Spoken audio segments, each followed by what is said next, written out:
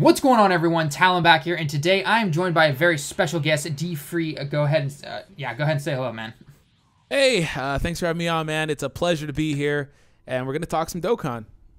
Yeah, basically. So, if you guys have not seen the title and you guys just clicked on the thumbnail and whatnot, we are going to be talking about the categories today.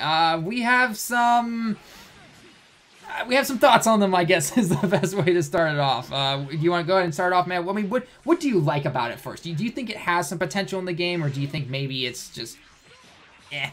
Well, see, the thing is, I think that at its core, when you really just truly look at the system for what it is, of course in the positive light, which we'll have negative things to say later on, trust me, that it is a good mechanic, right? It's a good thing that they implemented, because what it does is it allows other units that we would never use in any other scenario to be used, right? Like, for example, that whole Peachy Peachy girl team. You would never use a all-girl team like that, unless you're doing like a joke team or whatever. Like, sometimes I do joke video teams or whatever, but you never use something like that. And that could be good in the regards that, hey, maybe you just have these units you would have never used and you wanted to put them on a team that could be competitive, you know, for maybe things like boss events or whatever, because the buff is good enough and high enough to allow for that to be something that's possible, which I think is the main reason why they popped out with 150s, to be honest. Of course, they have to up the scale, allow for units to output more damage, because damage is appealing and it sells, excuse me. But I think that that's one of the main reasons as to why they did that, because there's some of those other potential categories that we have a lot of potential for, like a Z Fighter team, a Majin team, or things like that, could be viable in the game's future. Of course, they wouldn't compete with the main top dog hard hitter teams, like right now the Shadow Dragon team and the Fusion team and whatever other team categories we get. Super Saiyan, I hope we never get, because it's like every unit in the game. God. LR Gohan, just he stays at the top right there if that happens. Yeah, exactly. So. And then like other potential categories we could get, like, you know, maybe an LR category or whatever, just spitballing, baby art category, whatever. You know, they won't compete with those teams like that, but they could still be competitive. And I think that's the best thing about the system.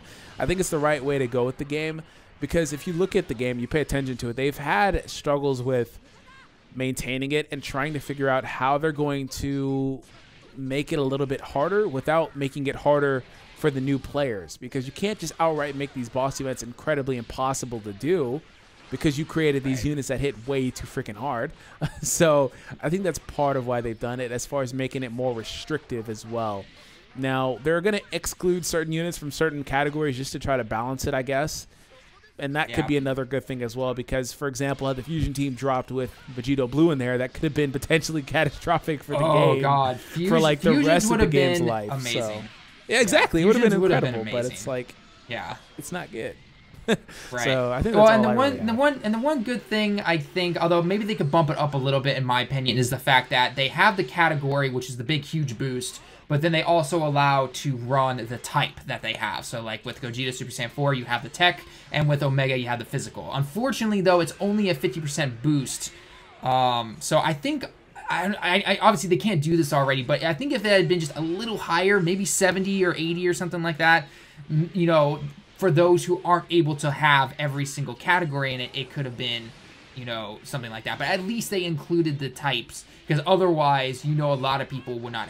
A lot of people won't have these cards, and so you're kind of stuck with this leader, and then you maybe have half the team, and then you don't. So I'm glad that they at least included the types in it. So yeah, definitely. And I think what that type portion does is, it, for one, like you said, it kind of allows you to run other units. Maybe you don't have the full possible Fusion team. Maybe you don't have, because that's one thing that's going to be hard to build, because they are so restrictive. I mean, if you look at the Fusion category team, there's only like, what, 7 possible units you could actually run with that category link. I think of course, so, yeah. Well, to my point, I don't know if there's exactly 7, but only 7 you can actually run together, because there's like 3 variants of Gotenks or whatever, or 4 variants of Gotenks. Only one of them can be on the team. There's a base form Gotenks, there's an SS3 adult. There's not a whole lot of units in that, and that's going to be a problem going forward, so that's why they kind of did that. And some of those other tech units can still be relevant on those scenarios. So that's a good thing. I don't know if it incentivizes trying to run as many of those units as possible, and also it does hamper, if you're, it kind of penalizes you in a way if you're not running the fusion category link, which is so absurdly powerful. You know, it penalizes you in a way if you're not running that exact team, which I don't know if that's a bad thing, to be honest. It could be a good thing. Yeah, because I mean, like with the Fusions team, I originally was running the SSJ4 Gogeta, and then I ran the Int Gogeta, the Physical Go Tanks, the Super Saiyan Go Tanks. Oh, the, incredibly broken Pandel. team already. Yeah, Pandel. But then I was running the adult Super Saiyan 3 Go Tanks. But then what I found out is that, okay, actually I'm going to put in the Tech Vegito. Because yes, he's not getting the huge 150% boost, but he's a great support unit. That extra 30% on top of Pandel sometimes added on to someone like Int Gogeta is disgusting. That's actually a really good example because that's a unit that gets the 50% and does not get the 150, but SS3 Gotenks gets it. Now, that result may vary, but Mobile Man over on the Reddit did the calculations, and basically, unless your Gotenks is like approaching 55% completion in the potential system and has SA10, then Vegito actually adds more damage overall to your entire team, even though he doesn't get that much of a buff and doesn't hit hard himself. He adds more damage to the overall entire team collectively due to his passive. And that's a scenario where you have a unit that's getting 150% up, but you have a unit that's only getting the 50% up, but he's applying 30% to the other units that you could potentially have getting the 150. So he's more valuable in that scenario. Now, like I said, Gotenks actually is more valuable if he gets to that point, but I mean, you have other units to probably prioritize, I'd imagine. So exactly. Yep. Yeah. So it's definitely an interesting thought. So but okay, so we've hit the positives, which unfortunately are not that. I guess one more positive would be that if they, you know, we assume that they're going to bring more categories, obviously, to the game. Each character has the ability to have 6 different categories. Yep. And so if they can actually start pumping these out faster, then that can allow us in the future to run more unique teams like we've been stating beforehand. Diversity. That's what it is. So, right. And I know some people who still, you know, hammer for having a rainbow team over a mono team. And so this category does allow you to do that. I mean, look at the Omega category, or the Shadow Dragon arc category right now. With the Omega team, you are running both villains and heroes together, and a team that, honestly, you never run on any of the mono teams. So yeah, exactly. That's why. It allows diversity. It allows you to run teams and units you would never otherwise use. That's the best thing about it.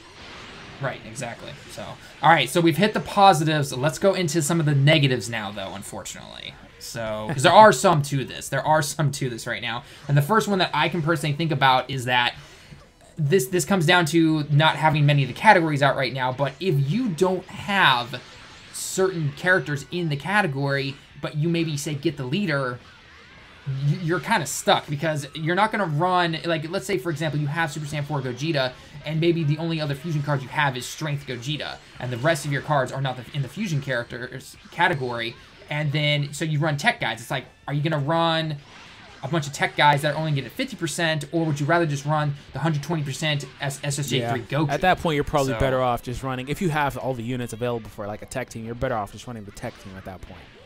Exactly. So, I don't know. So they are restrictive, and that's what we were talking about earlier, and they're going to get progressively more restrictive, which we may talk about in a little bit, but once again, that could be a good thing for longevity of the game, because it's not like you're pumping out a full team.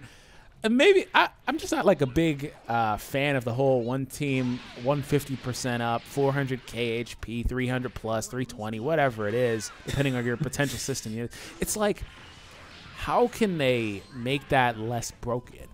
Because the units are just going to hit ridiculously hard. And like I said earlier, you cannot make these events that much harder. You simply can't, because there's going to be that percentage of players that are new to the game. And, of course, they have to take time to build their boxes up and stuff, but maybe they're not new to the game. Maybe they just don't have the best luck pulling these units, or what have you. Maybe they have good luck, but their units are low SA and potential, whatever. You can't make these events hard because there's only a percentage of players that can actually complete them with relative ease or without any difficulty. So I don't know why they keep going the route of making it more OP, but see what they do is they trade off making it more OP for making it more restrictive and giving you less options. And if you're forced to run a tech team, for one, the 120% tech team is nothing to scoff at, especially with Gogeta on there.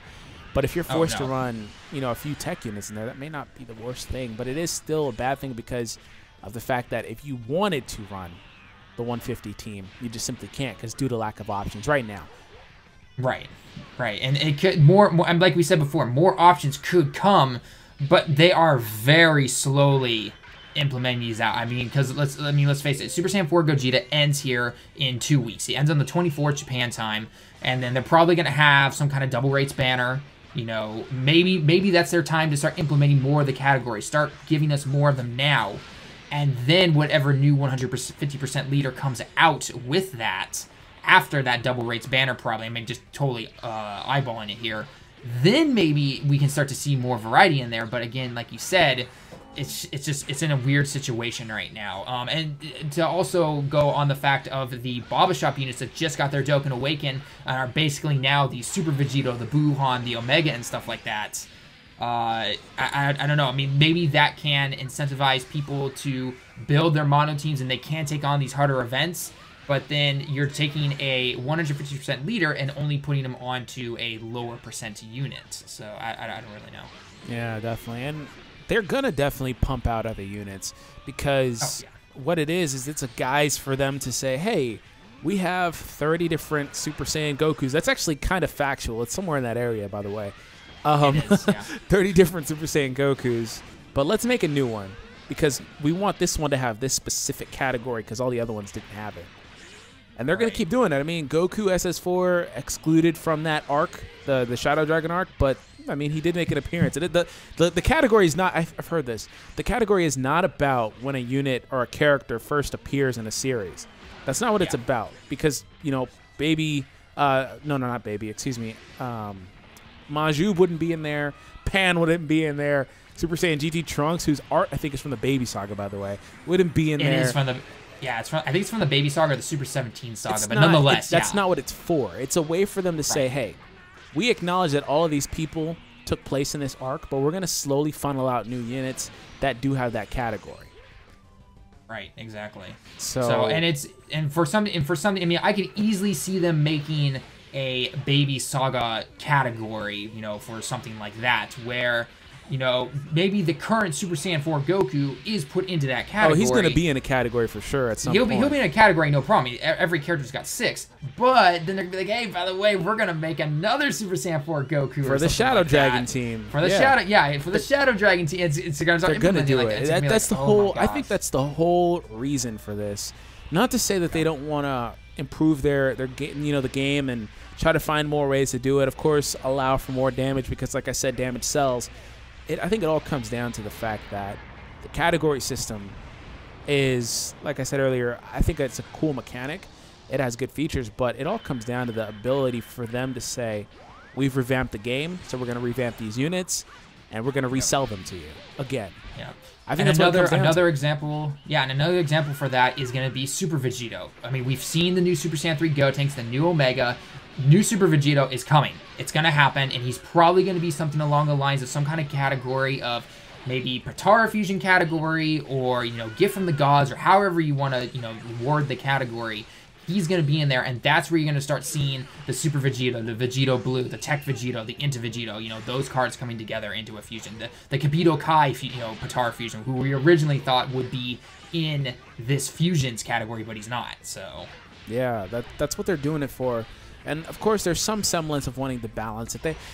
I don't want to say it like it's all a bad thing. They continually rear their heads out, for better or worse, when it comes to trying to balance some of these units. I mean, the only ones they didn't really balance were SS4, Goku, and probably Int Gogeta.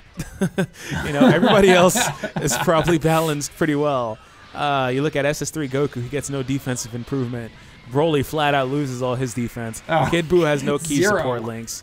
You know, Gotenks has a 7-turn restriction, in which, by the way, he initially was hurting you. They took that off of him. Oh, yeah, they took that off. I remember when we originally saw that and translated it, and we were just like, oh, Janemba hits like a flower, and Super 17 lacks big bad bosses, which would have made him a lot harder of a hitting unit. Yeah. Yeah, and then Cooler and Vegeta are just kind of in the middle. Oh yeah, like Cooler too. Yeah, those guys. Those guys are they're good defenders at the same time. They're the most well-rounded. They're not particularly balanced, but they are balanced. Yes. So it's a weird spot for them two to be in, for sure. Right, exactly. But the extreme is Goku and Gogeta hitting incredibly hard but having no drawbacks, and then you have the guys that hit hard but have massive drawbacks. and then the guys in the middle, the Cooler and the Vegeta. I can just see it now when Goku Super Saiyan 4 Strength gets his category. Oh god, the damage. It becomes the hardest hitting unit in the game. Yeah. Oh god. Well, I'm wondering because didn't Gogeta Int beat him out? Well, see, the calculations 150%? were done under Goku having basically, for one, I don't know if they even triggered Goku having like SS3 Goku on rotation, but it may have, probably did. Right. But either way, it was with Goku under his own team versus Gogeta under a fusion team. Okay, so Goku Super Saiyan 4 was still stronger before the 150% leaders came out then. I think that Gogeta was actually the strongest hitting unit under 120 because the super, I call it second best, but some people will say first best. It's fine. It doesn't matter to me. The super effective to all types thing is like the best or second best thing in the game, period. Okay. It is that broken, and the reason why I say second is to go on his passive +1 key is stupid. Oh god, that passive is so disgusting. It is so disgusting. Oh my god. So you have a TUR that gets a 120% buff, which is nothing to scoff at, and then he gets super effective on everybody. So yeah, that's the thing. And then you throw him under 150% and on some of these events. And he's the hardest hitting unit on that team. Boom. So Yep. Out damages his own leader. What does that say? Gogeta's like 6. SS4 is like 6th on that list. So. Yep. And then into Gogeta's like 4th or something like that. He's first non-LR. Yeah. I think he's third hardest hitter, period. Maybe. Something like that, yeah, nonetheless. But yeah. So, all right, well, why don't we wrap it up? What are our overall thoughts? Do we think this is going to go forward? Because personally, for me, I want to give it the benefit of the doubt, but at the same time, I don't know. With the 120% leads, we thought maybe, okay, you know what? Like, we were all hyped for the 120% leads. And then after Cooler, I would say, it started to kind of be like, okay, this is what we're expecting, just overpowered here. If you don't have them, then yes, it can be a challenge. But if you have them, then you're cakewalking through everything. Because as of right now, you can take a 70% lead and take on these events. You can take a 120% lead on these events and destroy everything. Yeah, definitely. So I think that it's a good thing overall, but I will say that it is a bad thing as well because I wanted to kind of bring up the free-to-play aspect. The more restrictive this game gets, the less option free-to-play have. So they're going to be, not to say that they'd be dead in the water, because I feel like you can still be successful for a long time coming with these 120% leaders.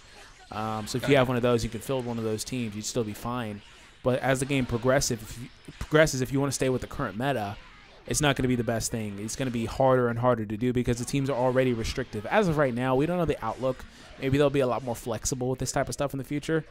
But you know, it just comes and we could be jumping the gun. You know, we've only have 4 categories. 2 of them are for the the Roshi training items and the Hercule statues, so they're not really counted. So the only real 2 categories we have are the Shadow Dragon arc and the Fusion arc. So maybe once that actually starts getting fleshed out, we'll be like, oh, okay, maybe we were wrong. But at the same time, you know, we've seen their track record. So yeah, definitely.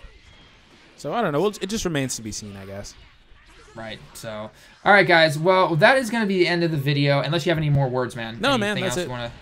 Okay, so let us know your thoughts down in the comments below, as always, guys. Do you like the category art? Do you think it's going to be good, bad? You know, again, we see it running along with the 120% leaders. You can still take 70% leaders and take out most of these events. But I know we'll have to see. So let us know your thoughts down in the comments below. Don't forget to check out D-Free's channel. As always, makes great content. He's almost at 100,000, guys. Hit that sub button. Woo! Help him out. Get him there. Get him there. He's going to get there. And I think I'm reaching up on 30,000. So, yeah, hit that sub button if you haven't already. Make sure you hit the notifications so you get notified as always. Until next time, everyone, we will see you in the next one. Peace.